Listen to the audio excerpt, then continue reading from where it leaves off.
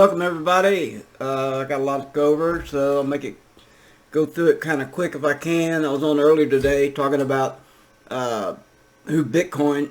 Somebody had dumped 79,000 Bitcoin onto Coinbase Pro exchange. So that doesn't necessarily mean they sold it. I don't know if they can determine that. I haven't looked, but 79,000 Bitcoin, which was basically $2.5 billion. Why would anybody put money on an exchange? Well, there's only one reason. They're going to sell it or they're going to move it somewhere. So they took it off cold storage somewhere. They dumped it onto Coinbase, trying to drive the price down. So they're not happy with Bitcoin holding at $30,000. They want it to drop to 2025. You know, they're manipulating it. They're out there manipulating it, trying to scare everybody out like they've been doing forever. I've been through it since 2000, whatever it was, 18, 17, right after this big jump to 20,000. But they're really hammering it hard now. I mean, if you get on Twitter, I mean, these people on there, it's ridiculous. I mean, they come up with these theories and hypotheses or whatever you want to call it, and it's ridiculous. They don't know what they're talking about, and they're scaring everybody, you know. So being accustomed to seeing this already many times, you know, I can see for what it is. And anyway, so they dumped $2.5 billion worth of Bitcoin onto the exchange, scared everybody out, and they did get a little response from it. It dropped $1,000, which is just so funny because I'm sure they were expecting a 20-30% drop, and then they just go back in and they buy it up, and they've made 20-30% on their money. So I don't know if you're in it or not, and if you are, you can't have that mindset where these people scare you out of it. I mean, it could go down to 15, 10,000. I don't really care. So it's just ridiculous. So as you see, since about 5 o'clock, I think it was, no, I think it was about 8 o'clock. On this chart here, you can see about, yeah, probably, well, I was watching the Astros whip up on Cleveland Indians. I mean, Jose Altuve whip on Cleveland Indians. So it was right after that, about 10:30 or 10. I looked over and I saw this big green spike candle on the chart, and so Bitcoin went from, I don't know, 29.6, 29.7, 29.5 to 30,800 right now. So is that good? Not necessarily. Could be a bull trap. Since they didn't get the shakeout that they were looking for, they can go back in, buy up a bunch of Bitcoin, drive it up to where it is like now. Then you'll have people out there getting scared that, oh no, it's going up so quick, I better buy now. So they get people to buy in, drive the price up, and so the circle continues and continues. So it's ridiculous. I don't really even look at it or worry about it. I mean, I'll look at it, but it doesn't make any difference to me. So, I mean, yeah, the only difference it does make to me is, yeah, if they want to drive it down to 28,000 or whatever, that's fantastic. You know, that's just, I'll buy more. And like I already had been the last couple of weeks, so it's dollar cost averaging, and it's the best way to go. So anyway, yeah, it's really ridiculous, the stuff these people come up with. I mean, I can't even believe it. That's why I don't use Twitter. Never liked it, never have. I had an account on there at one time, but it's still there, but I've probably posted 10 or 15 times ever on Twitter. I don't use Instagram, and Facebook I still use, but there's a lot of other options, you know, Cloud Hub. Nextdoor is pretty cool. I kind of like that because it's more just people around you, and not a bunch of, you know, crazy trolls out there all over the world spreading fear, undoubt, and uncertainty to the world. And that's the problem. Like the last 2 days, I was really upset because I used to listen starting in the 90s, probably late 90s. I started listening to non-mainstream media radio, talk radio shows, and I found two or three different, you know, stations or people that I like to listen to, and that's what I would get my information. It would be, I would tell people things, and they would say, "Where did you hear that?" or how did you, come upon that, or whatever. And I said, "Cool, I'll listen to certain people." They interview ex-FBI, ex-CIA, ex-military, generals, ex-government, Secret Service, people from the, space engineering field, all across the board. And these are people that they will not let on mainstream media because they don't want them talking, but they've already talked, so they don't really care anymore because they see what's happening.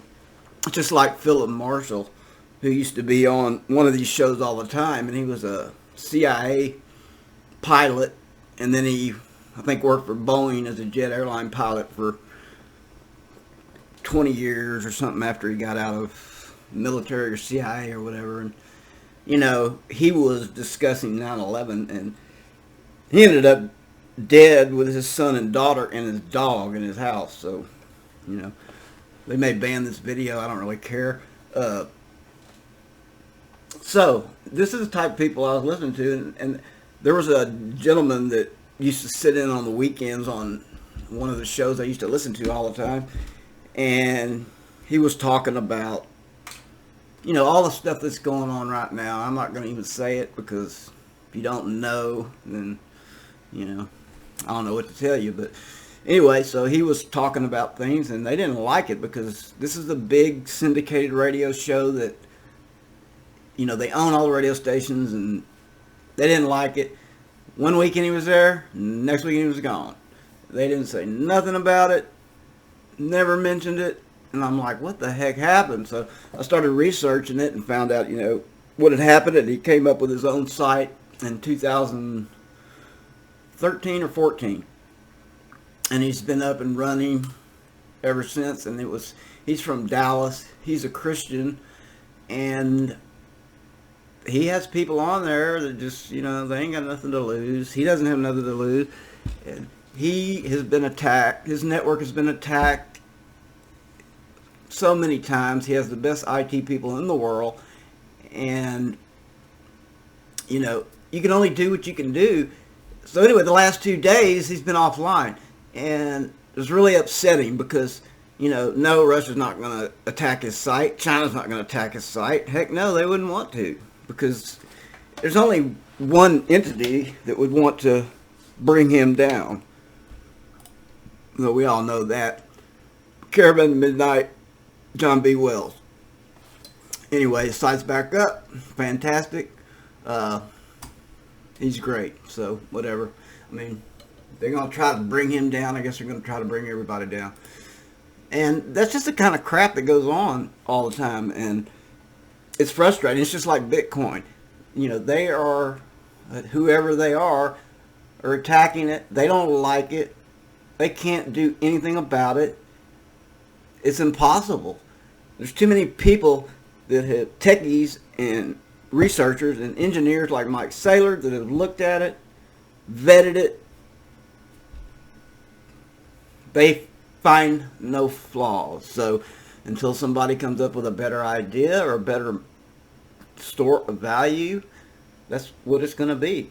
And, you're going to have Twitter, you're going to have Facebook, you're going to have Instagram, you're going to have TikTok, or what all this stupid stuff. And, they're just going to shoot themselves in the foot eventually. I mean, there's a lot of stuff coming out. Technology's moving way too fast. There's not going to be anything they can do about it other than shut everybody down and turn off the internet, I guess. So, but anyway, it's kind of interesting because I was on YouTube and remember, I don't know if you remember Millennial Millie. Before the elections, about 6 months, they arrested her, took her to jail, and this was like one day after she released that documentary which, what was the name of it? Shadowgate. Yeah, Shadowgate, which was really fascinating because it has a lot of people like I've been listening to for 20 years on the radio. She had interviewed Intel people from, that worked on these networks, these computer networks, talking about the back doors and how the data flowed, where it went, who knew, who's involved, the whole deal. And then the next day she gets arrested for domestic something. And anyway, about a week later or 2 weeks later, the judge threw it out, said, that was not legal. You can't do that. Anyway, I saw her. They got this thing called a Quicks. Anyway, she was offering, if you wanted to be part of it, you could sign up. I think they had 1,000 places, and but by the time I saw it, there was only like 90 left, and I don't know what it cost or whatever. But this is a box that they've come up with, and I'll play a little bit of it because I haven't really seen it myself, all of it. We have become dependent on a corrupted, unsecure network, the so-called World Wide Web. This is not the intergalactic computer network we were promised. The web makes us vulnerable to hacking, tracking, any form of digital attack. It's easily gamed, misused, and even abused. Censorship, cancel culture, and deplatforming are symptoms of a larger problem. We're stuck in technological cul-de-sacs controlled by big tech, whose interests take precedence over ours. Their technology is built around conditioning and addiction, control and domination. However, it doesn't have to be this way. Our solution is the Quantum User Experience. QUX, or Quicks, is your portal to a new digital universe. When you join Quicks, you have unlimited access to whatever content you want. You can live stream, upload your own videos, audio, music, images, host and listen to podcasts. Quicks even allows you to use Android apps and games. You deserve the online experience you want to have. Create collections or share new content with your family, community, or the world. You can pull content from other websites and platforms to Quicks easily, or you can upload directly to Quicks. Quicks isn't a publisher, it's an interface where anyone can publish and everyone can control their own digital experience. You can monetize your viral creations. Quicks pays content creators double what other platforms offer, with affiliate codes and other forms of monetization. Or just lean back and enjoy Quicks.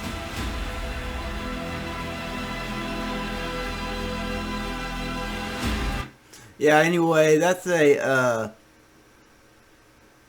basically a little box that they've created.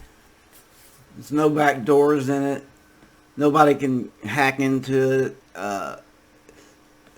So I just saw it, so I don't know a lot about it, but that's what I'm talking about.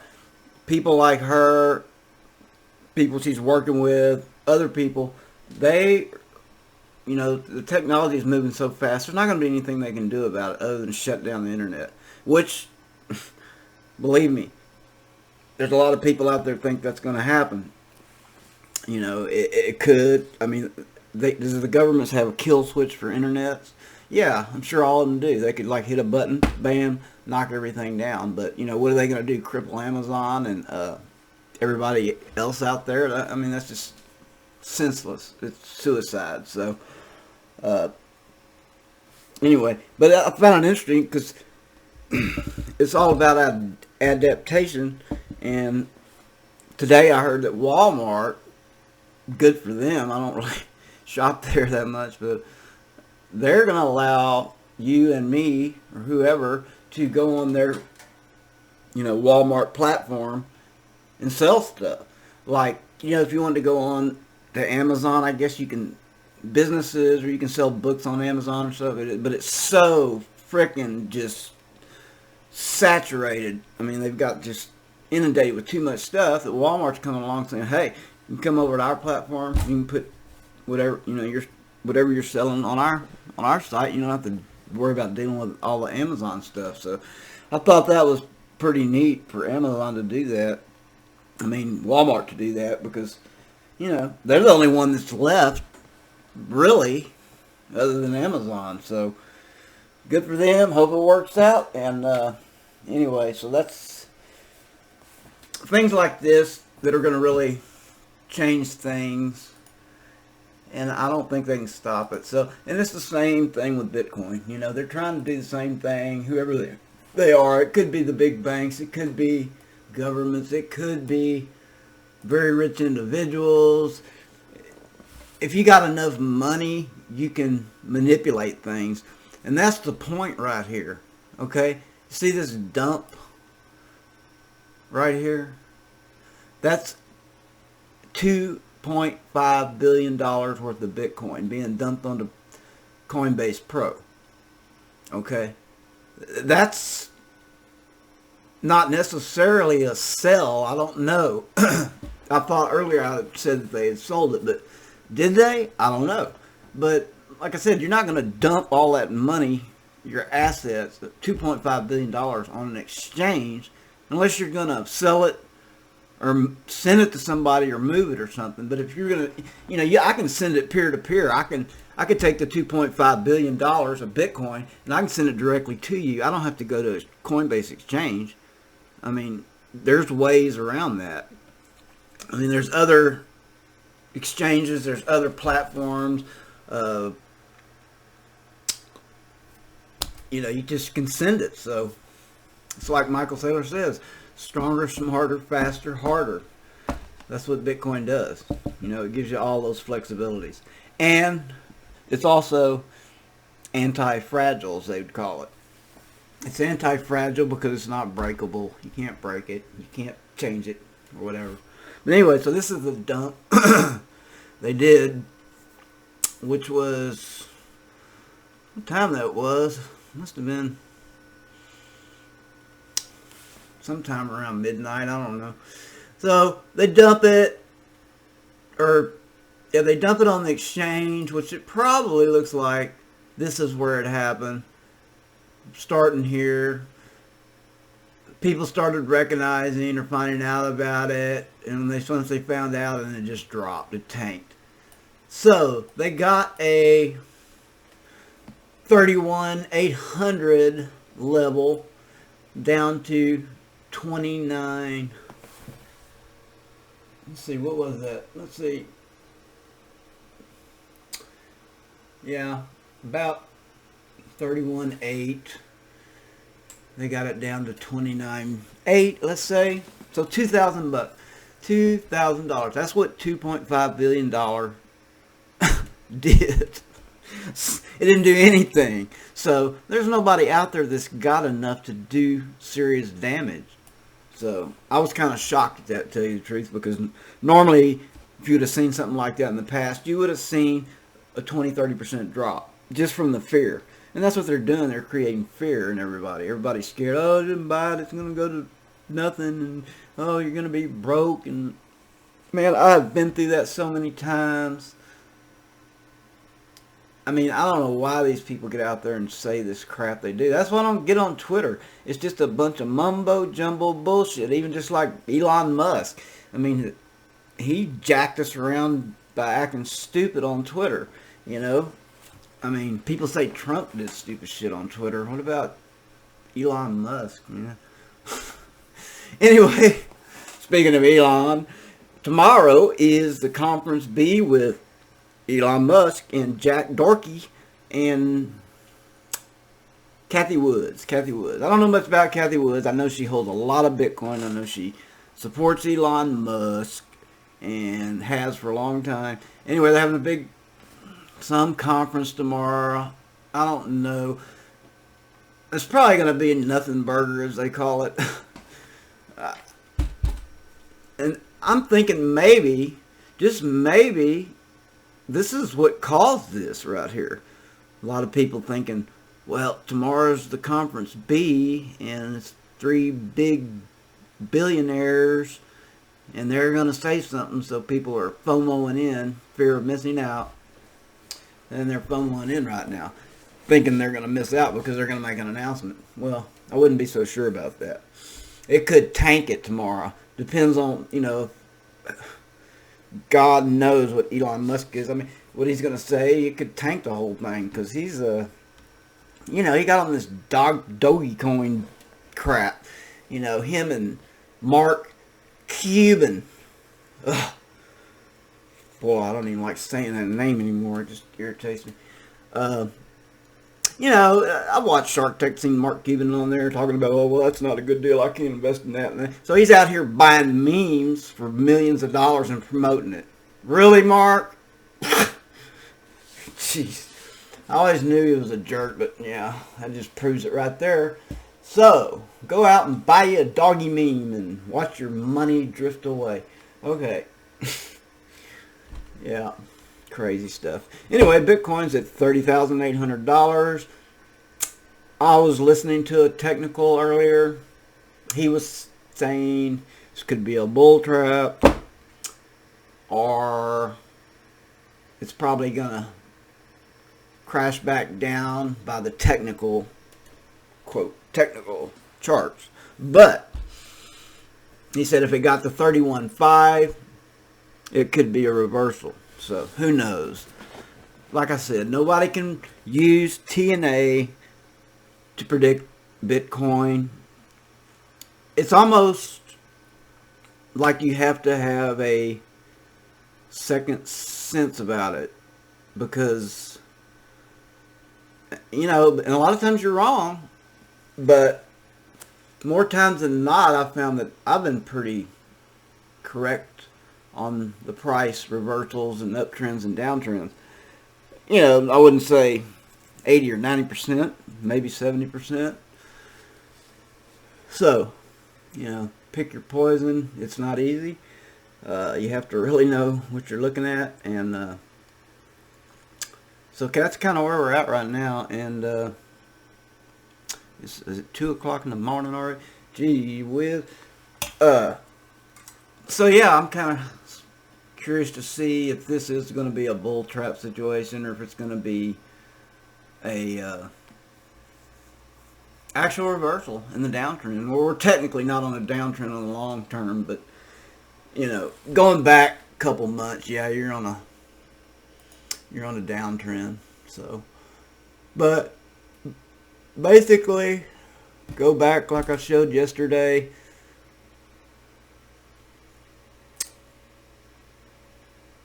To, I don't know, that's 2020, pretty level.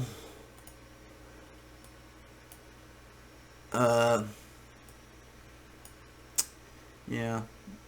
So if you go back a year, over a year, let me get my other chart because I can't do what I want to do on there.